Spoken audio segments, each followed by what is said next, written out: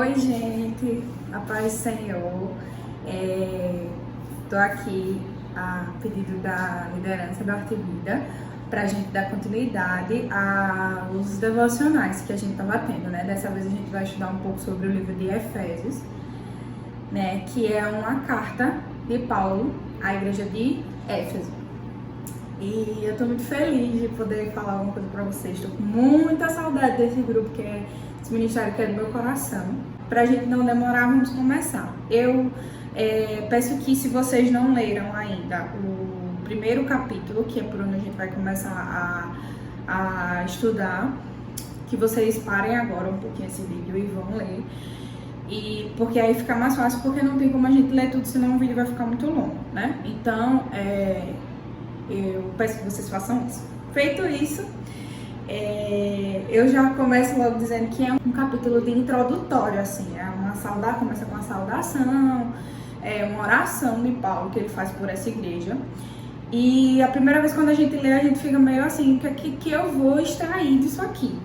Mas quando a gente vai lendo, vai pesquisando, vai procurando outras formas, outras coisas, a gente vê que tem muita coisa nesse trechinho, né, de saudação.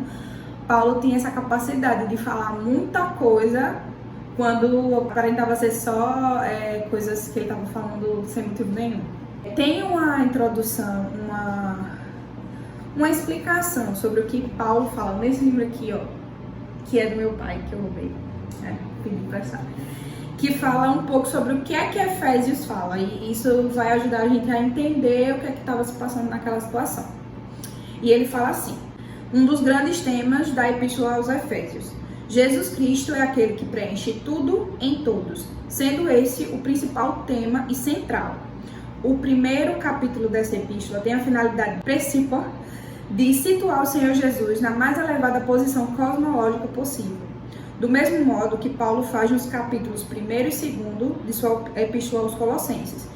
Portanto, vê-se no primeiro capítulo da Epístola aos Efésios que Cristo é o mais elevado poder cosmológico acima de qualquer ser angelical.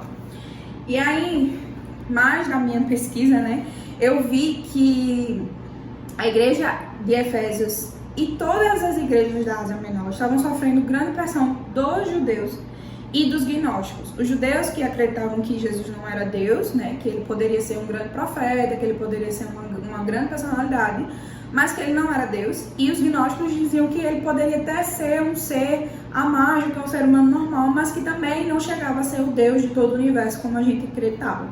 Então, o objetivo de Paulo com essa carta era dizer a eles que não, né? Que eles se mantessem firmes e se lembrassem de quem Jesus era. Então, o principal objetivo de Paulo era lembrar os Efésios de quem Jesus é.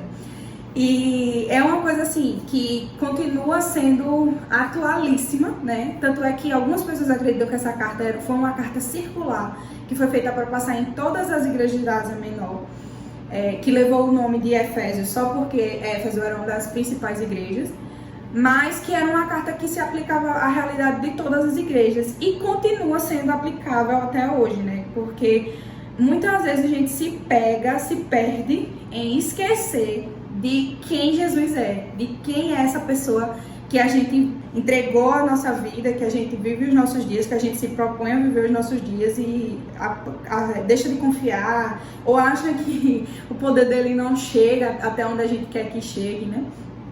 E aí, eu separei alguns pontos que começam a partir do versículo 3, onde Paulo começa a falar algumas coisas para eles, e eu separei alguns pontos que são importantes para a gente se lembrar também, né?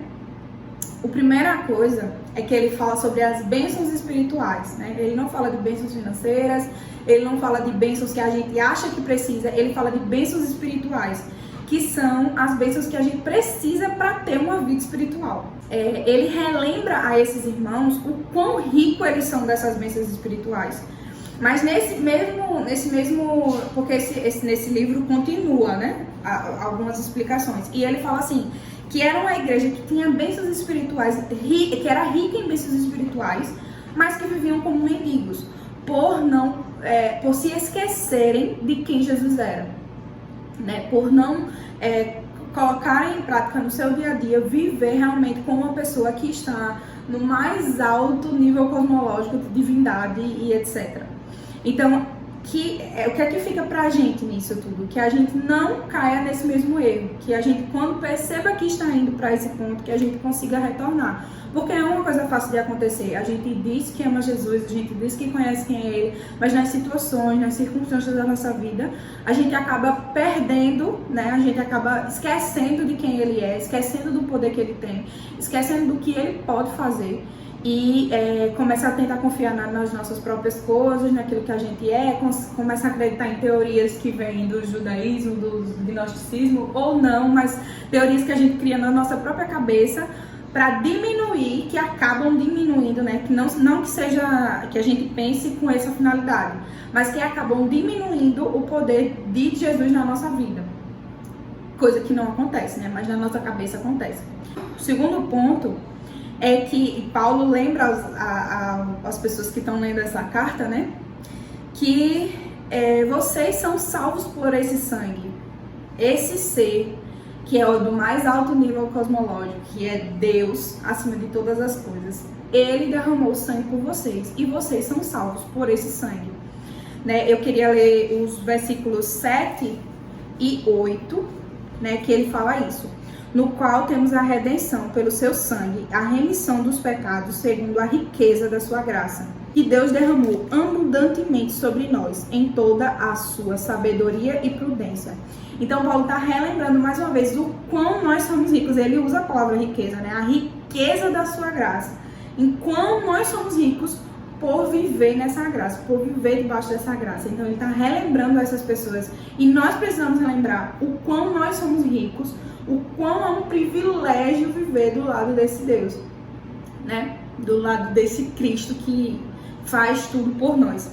E por meio desse sacrifício, nós nos tornamos filhos de Deus, né? Nós nos tornamos herança, nós temos direito a uma herança, nós nos tornamos adotados, filhos por adoção. E não há privilégio maior do que esse, né? A gente precisa se lembrar que ser filho de Deus através do sangue de Jesus, que só é o único caminho, é o maior privilégio que a gente pode ter, é a maior bênção que a gente pode ter, é ser filho de Deus por adoção. Mas, ao mesmo tempo que Paulo fala para eles que eles são ricos, que são filhos de Deus, que não existe privilégio maior e tal, ele chama a responsabilidade. Uma leve queda aqui no celular, mas tudo bem. No versículo 4, ele fala assim: assim como nos escolheu nele, antes da fundação do mundo, para sermos santos e irrepreensíveis perante ele, em amor. Então, apesar, né, de ele falar, ele engrandece, ele fala que a gente é privilegiado, que a gente tem a maior bênção do mundo, que nós somos ricos, mas chama a responsabilidade por sermos filhos de Deus, para sermos santos e irrepreensíveis. Então, nós precisamos ter isso em mente também. É claro que a gente não consegue ser santo e irrepreensível, né? Porque o único santo que passou por essa terra foi ele, mas é como eu costumo dizer, ser cristão é uma eterna tentativa, é uma eterna busca, é uma eterna tentativa de chegar ao alvo que é Cristo, né? De chegar a ele, a ser igual a ele. Então nós precisamos nos lembrar desse chamado de sermos irrepreensíveis.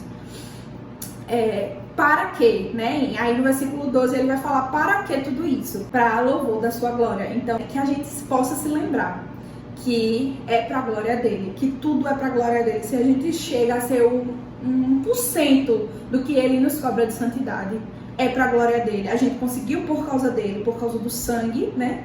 Foi tudo por causa dele e é para ele. Que a gente possa se lembrar disso. Então era isso que Paulo estava querendo falar para essas pessoas. E aí, pra não ficar muito longo, tinha muita coisa pra falar, tinha muitas coisas que eu descobri que queria falar, mas vai ficar muito longo.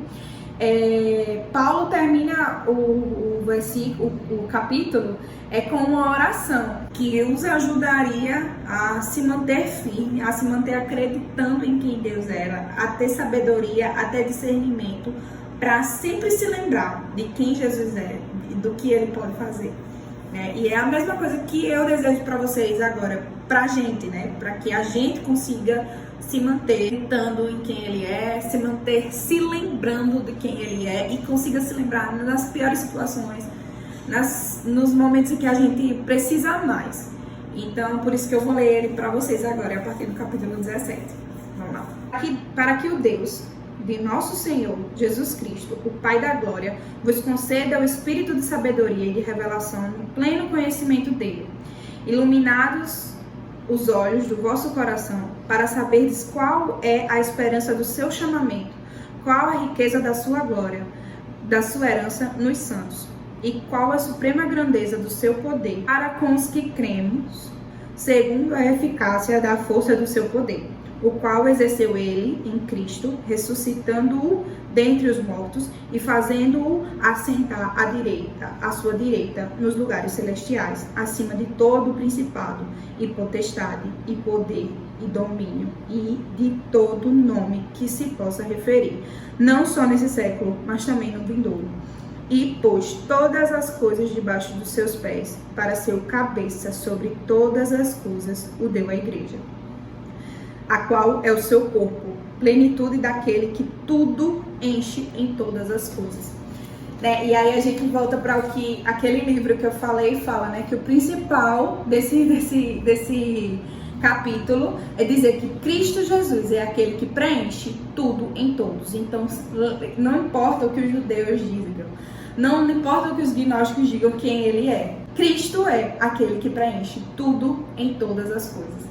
Então, que vocês possam se lembrar, nesse momento que a gente está vivendo, a gente não sabe quantas pessoas vão ser afetadas, se vai chegar a pessoas que a gente conhece, que a gente ama, mas continuem, e tomara que não chegue, mas continuem lembrando em qualquer circunstância, em qualquer momento, em qualquer dificuldade, Cristo é aquele que preenche tudo em todas as coisas.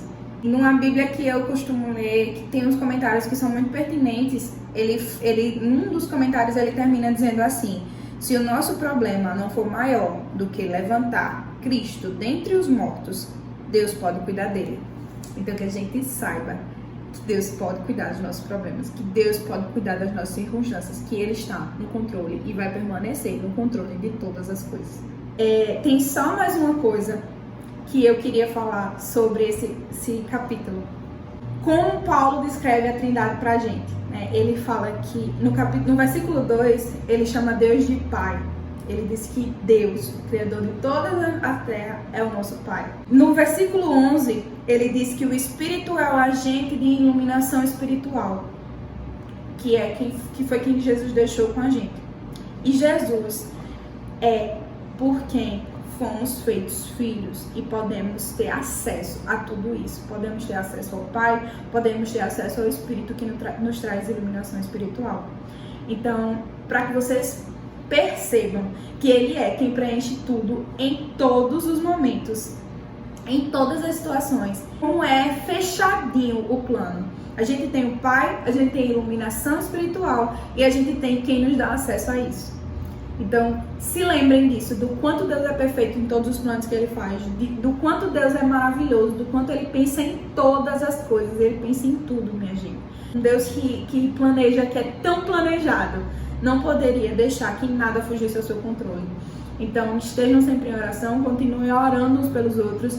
Eu desafio vocês essa semana a escolher alguém desse ministério e orar por essa pessoa. Essa pessoa não precisa saber, a não ser que você queira contar, mas que você escolha essa pessoa e ore por ela. E, se for possível, pergunte a ela se ela precisa das suas orações e faça ela lembrar que Jesus é o que preenche tudo em todas as coisas.